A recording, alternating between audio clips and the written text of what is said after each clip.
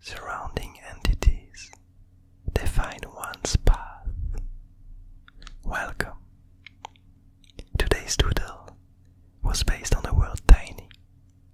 And for this one, I had a kind of a straight up idea for it. And it's something that comes up a lot in a few of the doodles.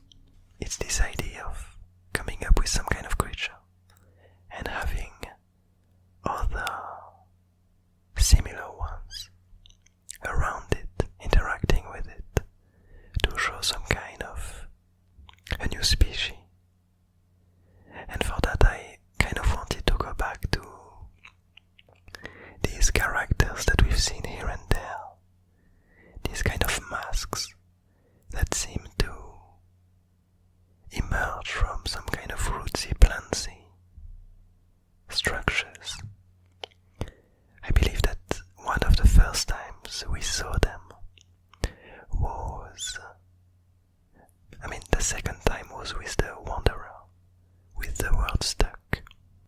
The Wanderer, which quest was to bring the dying seedling and its dream world to some kind of safety. But we've seen one of these masks before. I don't recall the name, but it's probably gonna show on the screen. And so I thought I would delve a bit further into these creatures and portray a few of them.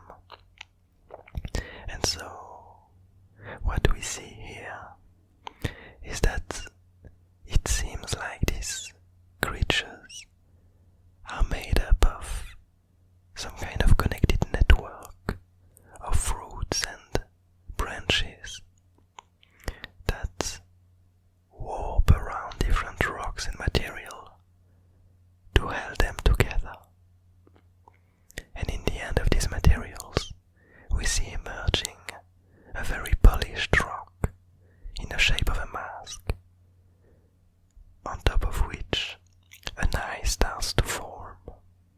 And so we see a kind of a baby version of it at the bottom of the doodle. And in the center of it we see kind of an adult version of these creatures. They are looking at each other and seemingly sensing each other. We can imagine that these roots-like structures, these root-like filaments,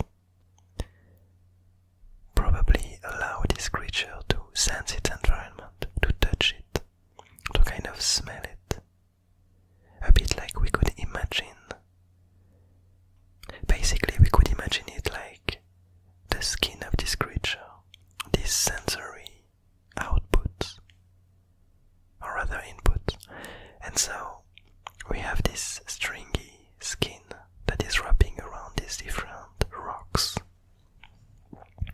And so we can imagine that these rocks, it seems that they are different organ-like structures, that they kind of give these different roots a way to anchor themselves, but also probably some nutrients that they gather inside of these rocks, some kind of material, some kind of minerals that they need to grow, some kind of ground that they keep with them and travel with as they grow further and further.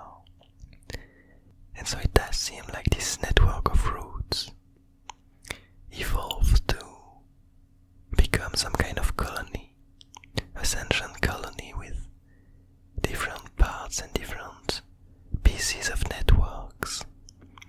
We can see if we look at the tiny and the bigger one are kind of similar, but we can see that their body, their networks are kind of defined by different clumps, by different groups of these rocks, and by different groups of these rootsy entanglements. And so we can see that the tiny creature is kind of looking up to the other one. And I do really enjoy this image of the tiny one kind of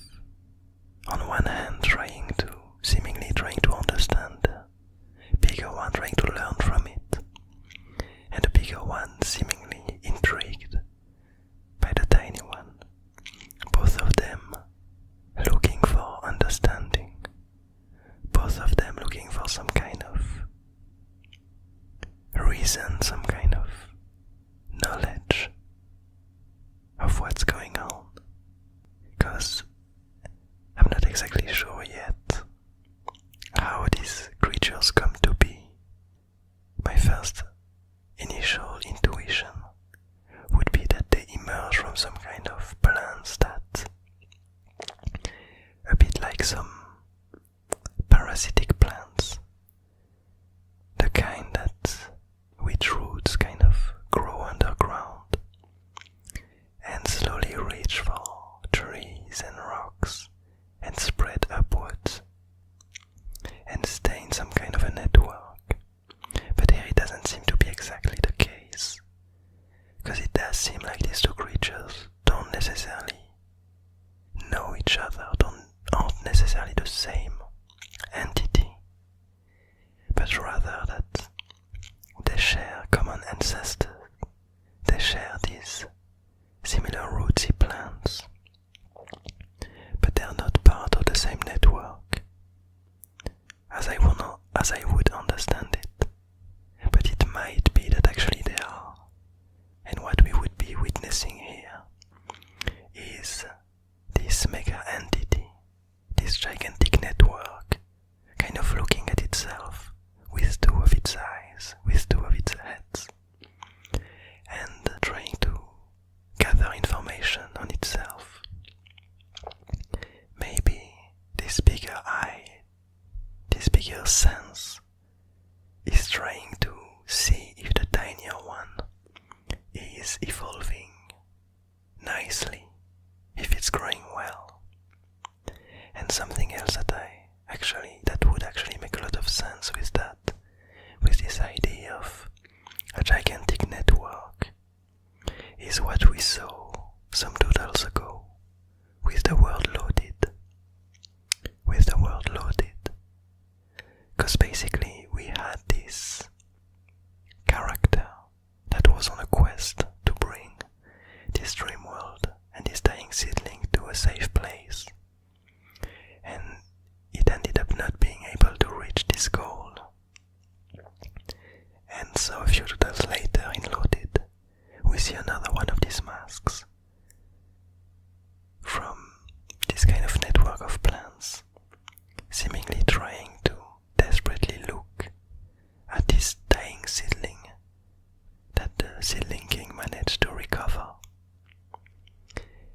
And it did seem at the time that this mask seemed to be really attracted to it, really worried about it, as if it still had the memories of what happened to the other mask, as if these masks were all part of the same rootsy network. And I really like this interpretation of it, because I could imagine different networks growing to slightly different shapes, and us ending up in the Abyss Garden with kind of a few species of these network plants with different kind of masks and different kind of behaviors.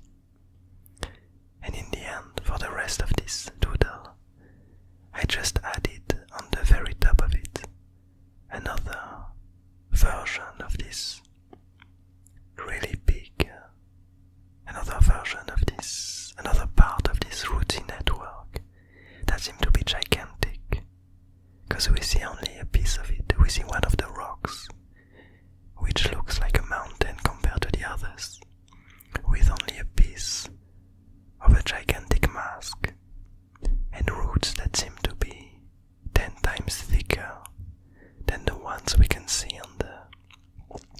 on the others, on the other creatures, on the other part of this network.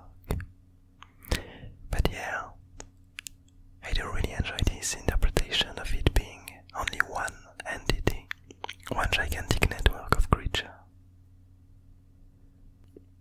I hope you like this doodle, the composition of it, how it adds to the lore of the Abyss Garden.